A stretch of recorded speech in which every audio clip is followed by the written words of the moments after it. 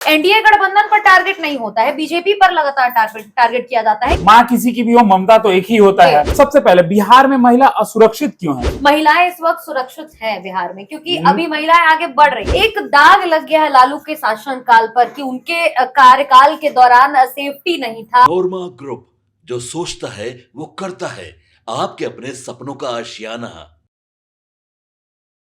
आरोप प्रत्यारोप तो चुनाव से पहले होता ही है। आप जान ही रहे हैं कि विधानसभा का चुनाव है इसी साल। चुनाव से पहले एक नेता दूसरे नेता पे आरोप लगाते ही हैं, जानते ही हैं आप। देखिए, बीते दिनों ही तेजस्वी यादव ने एनडीए से 12 सवाल पूछ दिए। आखिर क्या है वो सवाल?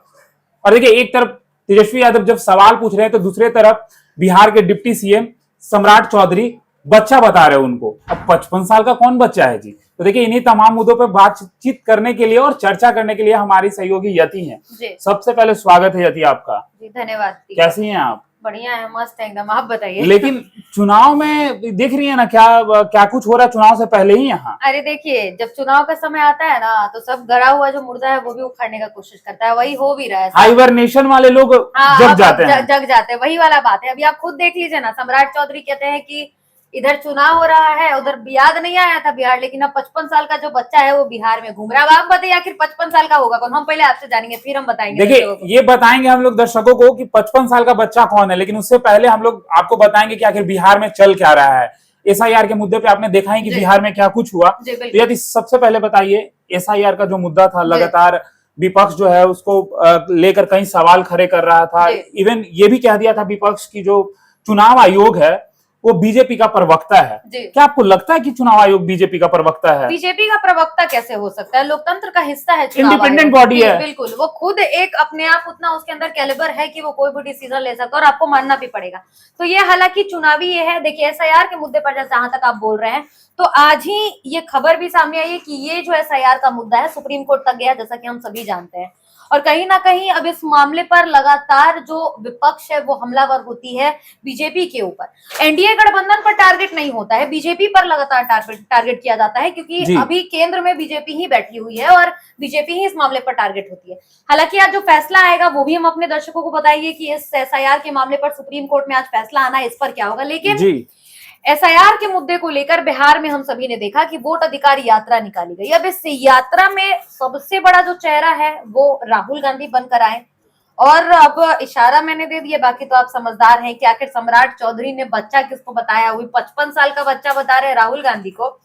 तो भाई ये तो सोचने वाली बात है। वो आए हैं बिहार में, 12 दिनों तक रहे। वो करीब 1400 किलोमीटर की यात्रा थी उनकी, 25 जिलों में गए वो। हालांकि इस पूरे मामले पर एनडीए गठबंधन में सवाल भी उठाया गया कि अब बिहार का याद क्यों आ रहा है। तो ये सारी बातें आपको नहीं लगता कि एसआईआर का जो मुद्दा विपक्ष उठा रहा था, जब रैली कर रहे थे, लोगों तक पहुंच रहे थे, लेकिन मंच पे जो एक हुआ उसके बाद तो एसआईआर का लगता है कि जो मामला है वो एकदम ठंडा सा पड़ गया। वो एक टर्निंग पॉइंट रहा बीजेपी के लिए, क्योंकि जिस तरीके से वो वीडियो सामने आया, लगातार आपने भी कवर किया, मैंने भी कवर किया कि किस तरह से उस चीज को लेकर के विपक्ष जो है वो हमलावर हो रही है। लगातार सड़कों पर उतर आई थी, बिहार बंद तक का आह्वान कर दिया गया था। तो अभी तो चुनाव का समय, अभी आप देखते जाइए और क्या क्या आपको देखने को मिलेगा। अभी बहुत सारी चीजें आएंगी सामने। लोगों में आक्रोश भी दिखाई पड़ रहा था कि माँ किसी की भी हो, ममता तो एक ही होता है। तो लगातार इस पे लोग पूछ भी रहे थे। हम चाहेंगे दीपक कि अगर आपके पास सवाल है तो आप एक बार वो सवाल जरूर बताएं जो तेजस्वी यादव ने पूछे थे सरकार से। सबसे पहले देखिए, तेजस्वी यादव के 12 सवाल है। हमको आपको एक एक करके बताते हैं कि आखिर तेजस्वी यादव ने सरकार से क्या सवाल किए हैं। सबसे पहले, बिहार में महिला असुरक्षित क्यों है? ये तेजस्वी यादव का सवाल है। क्या लगता है यदि आपको कि बिहार में महिला असुरक्षित है? देखिए, महिलाओं की सुरक्षा की अगर बात है तो कहीं ना कहीं नीतीश सरकार में, जैसा कि खुलकर ओपनली लोग बोलते हैं, लगातार हम लोग भी सर्वे कर रहे हैं, इस दौरान आप भी गए सर्वे में, मैं भी गई हूँ सर्वे में। तो भाई ये अगर सवाल है तो अगर सवाल तो ये सबसे बड़ी बात यह है कि सवाल ही ये गलत है। महिलाएं इस वक्त सुरक्षित हैं बिहार में, क्योंकि अभी महिलाएं आगे बढ़ रही हैं। मैं फेवर नहीं कर रही हूँ, मैं किसी के साइड से नहीं बोल रही हूँ, ना मैं यहाँ पर बीजेपी। महिलाएं खुद बोलती हैं, महिलाएं खुद बोलती हैं। हमारे चैनल में लगातार दिखाया गया कि महिलाएं सुरक्षित खुद में महसूस करती हैं बिल्कुल 2005 वाले सरकार से पहले की। तो अब तो ये तेजस्वी यादव ने ये सवाल पूछा है, तो उनको लालू प्रसाद यादव से भी जाकर के पूछना चाहिए कि आखिर जो लगातार सर्वे आते हैं उसमें महिलाएं पॉजिटिव ही बोलती हैं नीतीश कुमार के शासनकाल को, ऐसा है क्यों? नीतीश कुमार भी एक बार कहते नजर आए थे कि पहले लड़कियां थोड़ी 12-13 बजे तक घूमती थी। सही बात, मतलब रात में 10-11 बजे 2 बजे रात तक आप घर वापस आ रहे हो। भाई सेफ्टी के प्रोटोकॉल से अगर देखें तो लड़कियां सेफ हैं। और हम आप ही से एक सवाल पूछ लेते हैं, आप भी एंकर हैं, आप भी रात को लौटती हैं, कोई दिक्कत होता है जी नहीं, आपको? दिक्कत बिल्कुल नहीं है। अभी मैं घर पे बैठी रहती हूँ तो कई बार ऐसी चर्चाएं होती हैं, न्यूज़पेपर पे चलता है, जो काफी एक्सपीरियंस लोग हैं। हम भोला सर के साथ भी डिस्कशन कर रहे थे, उसमें भी उन्होंने कहा था, बाबा के साथ लगातार चर्चाएं हुई है, उसमें भी वो कह रहे थे कि एक दाग लग गया है लालू के शासनकाल पर कि उनके कार्यकाल के दौरान सेफ्टी नहीं था, खुलेआम चोरी डकैती होती थी। शायद वही कारण है कि अभी भी वो दाग हटा नहीं है। और तेजस्वी यादव शायद इस स्थिति में पूछ रहे हैं क्योंकि देखिए केसेस आप चाहिएगा कि पूरी तरीके से खत्म हो जाए तो ऐसा नहीं हो सकता है, कहीं ना कहीं कुछ ना कुछ गलत होता जरूर है जी। शायद उसी को लेकर के तेजस्वी यादव टारगेट कर रहे हो। ये तेजस्वी यादव की जो अगली सवाल है वो भी हम आपको बताते हैं। तेजस्वी यादव पूछ रहे हैं बेरोजगारी क्यों। देखिए कल ही हम आपको बता दें कि नीतीश मिश्रा जो अभी उद्योग मंत्री है, उनके द्वारा किताब लिखा गया, बिहार है तैयार जी, बिल्कुल। और उस किताब में कई चीजें ऐसी है जो लोगों के सामने रखा गया है कि 90 के दशक से 2005 तक क्या स्थिति था बिहार में, आखिर लोग इंडस्ट्री को सेटअप को लेकर क्यों बिहार नहीं आते थे। काफी बातें उसमें बोली गई हैं और आप जब देखेंगे भी पुराने दौर को तो उसमें बताया जाता है कि जो लोग यहाँ आते थे काम करने, उनको मतलब उनके साथ कुछ हो जाता था और वो चले जाते थे यहाँ से। देखिए ये हम नहीं कह रहे हैं, आप देखेंगे पुराने अखबार और कई लोगों को जब सुनेंगे तो आपको ये दिखाई पड़ेगा कि ऐसी घटनाएं जो है वो होते रहती थी। लेकिन अब जो सेटअप बदल रहा है, स्टार्टअप आ रहा है लोगों के माइंड में, सरकारी नौकरियों को लगातार वैकेंसी जो है वो लगातार आ रही है, तो कैसे देखती हैं ये तीन चीजों को? देखिए अभी के समय में अगर देखा जाए तो नीतीश कुमार बहुत ज्यादा युवाओं के लिए काम करे। तेजस्वी यादव का ये सवाल, ये भी एक सवाल ये घेरे में आता है कि आप रोजगार की बात करें। हालांकि 17 महीने तक जब वो थे नीतीश कुमार के साथ, उन्होंने दिया, रोजगार दिया, इसमें कोई दो राय नहीं है कि तेजस्वी यादव ने इनिशिएट किया। लेकिन कुछ लोग तो पूछ देते हैं कि मुख्यमंत्री रोजगार देता है कि उप मुख्यमंत्री? देखिए रोजगार आखिर पेपर साइन तो नीतीश कुमार ही करेंगे, लेकिन एक आइडियोलॉजी का भी बात होता है ना। तेजस्वी यादव का ये कहना है कि उतने साल से हैं तो वो क्यों नहीं दिया, आइडिया तो उनको हम दिए, मेरे कहने पर ये काम हुआ, आइडियोलॉजी जो थी वो मेरी थी। तो तेजस्वी यादव का ये कहना भी गलत नहीं है। और कई चीजें हैं, अगर आप कई बार सर्वे अगर इस पर भी सामने आया है, हमने भी बात की है, तो सब ये चीज उठाते हैं कि पहले नौकरियां नहीं थी, लेकिन जब तेजस्वी यादव 17 महीने के लिए आए तो उन्होंने रोजगार दिया। हालांकि इसका जवाब भी आज सम्राट चौधरी ने दिया है। जो नीतीश कुमार ने रोजगार की बात की है कि 1 करोड़ रोजगार नीतीश कुमार बोल चुके हैं कि वो देंगे, तो इसका भी जिक्र तेजस्वी यादव के सवाल का जिक्र किया है सम्राट चौधरी ने प्रेस कॉन्फ्रेंस में। और उन्होंने कहा है कि रोजगार देने की जहां तक बात है, अच्छी बात है, वो बोल रहे हैं कि रोजगार कहाँ है, तो रोजगार मिलेगा, सबको मौका मिलेगा, सबको रोजगार मिलेगा। अगला सवाल तेजस्वी यादव ने पूछा है सरकार से कि शिक्षा व्यवस्था चौपट हो गया है बिहार का, लगता है आपको देख के कि क्या बिहार की शिक्षा व्यवस्था जो है वो चौपट हो गई है? देखिए अब इस पर तो तीखा टिप्पणी ज्यादा हो जाएगा, क्योंकि लालू यादव के शासनकाल की अगर बात करें तो चरवाहा विद्यालय का भी जिक्र होता है। आपने सर्वे किया है कई बार, आपके भी वीडियो में लोगों ने कहा है कि बिल्कुल कि उनके समय तो चरवाहा विद्यालय हुआ करता था। हालांकि अभी की अगर स्थिति बोले तो नीतीश कुमार जब से शिक्षा को लेकर के वो ध्यान देते हैं, अगर बदलाव तो हुआ है। जी बिल्कुल, शिक्षा व्यवस्था में बिहार में बदलाव हुआ है, इसमें कोई दो राय नहीं है। अभी बदलाव की स्थिति बदल रही है, हम लोग खुद युवा हैं, हम लोग खुद देख रहे हैं जी। पढ़ने की जहां तक स्थिति है, हमें पता है कि बदलाव तो नीतीश कुमार शिक्षा व्यवस्था में कर रहे हैं। हाँ, ये कहेंगे कि एकदम परफेक्ट हो गया है बिहार का शिक्षा व्यवस्था, ये भी कहना गलत होगा, नहीं तो पार्शियल हो जाएंगे हम ही लोग। लेकिन शिक्षा व्यवस्था में बदलाव है, बिल्कुल बदलाव है, क्योंकि जिस तरीके से अब बच्चे हैं जो पढ़ाई कर रहे हैं, काफी कोचिंग जो है कोचिंग सेंटर से आप पहुंच चुके हैं, मेडिकल की हो, जेई की हो, हर तरीके के कोचिंग सेंटर जो है वो बिहार पहुंच चुके हैं, पटना भी आ चुके हैं। और बिहार में जो शिक्षा मंत्री हैं वो भी काफी अग्रसर हैं अपने काम को लेकर के। या फिर अगर एसीएस की बात कर ले, के पाठक का दौर याद करिए, हड़कंप मचा हुआ था जब वो बने थे जी। और इसके बाद जब से एस सिद्धार्थ आए हैं, वो भी उसी पैटर्न पर काम कर रहे हैं जिस तरीके से के पाठक करते थे। हाँ, हालांकि के पाठक एक्शन में रहते थे हर वक्त जी। एस सिद्धार्थ जो है वो हर चीज को बारीकी से देख करके काम करते हैं। तो शिक्षा व्यवस्था में सुधार तो हो रहा है नीतीश कुमार के शासनकाल में।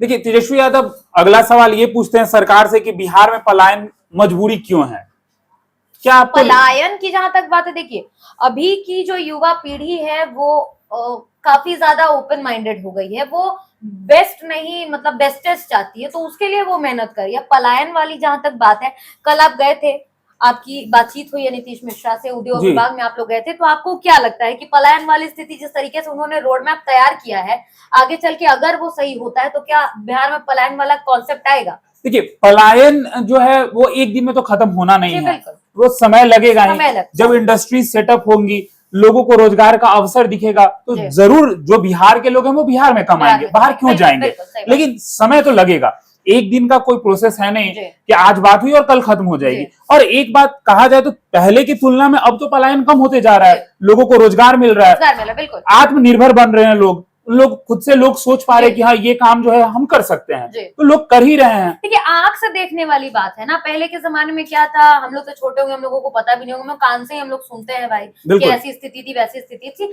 आंखों से हम लोग देख रहे हैं इस वक्त कि मतलब क्या स्थिति है। बिहार में भी बहुत सारे मल्टी हब बन के तैयार हो रहे हैं, अलग अलग कॉन्सेप्ट आ रहे हैं। चिराग पासवान की अगर बात कर ले तो वो भी अलग अलग चीजों को लेकर के आते हैं, खुद बिल्कुल। युवा है, तो कहीं ना कहीं बिहार अब आगे बढ़ रहा है और बिहार विकास की तरफ बढ़ रहा है। जी तेजस्वी यादव ये भी पूछ रहे थे कि स्कूल भवन क्यों नहीं बने हैं।